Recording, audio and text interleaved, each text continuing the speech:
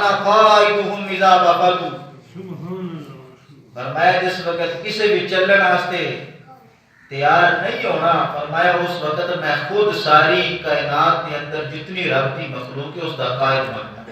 سبحان اللہ۔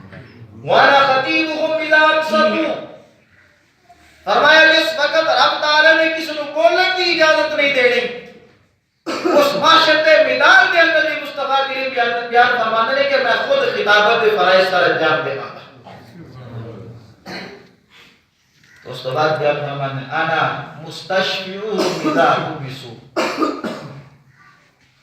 کہ میری محبوب دی امت مصطفیٰ کریم بیان فرما رہے ہیں کہ جس وقت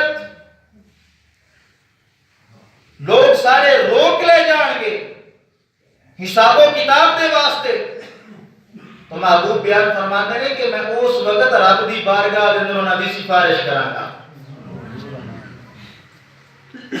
سفارش اس وقت ہوئے گی، اس تو بعد کی منظر ہوئے گا؟ محبوب علیہ السلام بیان فرماتے ہیں جس وقت میں سفارش کراں گا، وَمُبَشِّرُهُمْ إِذَا آئِسُوا، رب میری سفارش کو قبول فرمائے گا۔ جس وقت قبول فرما لے گا، آپ بیان فرماتے ہیں میں اپنی کل امت اندر اعلان کر دیا گا جو رب تعالیٰ نے جنت کا مقام عطا فرما چھڑے گا۔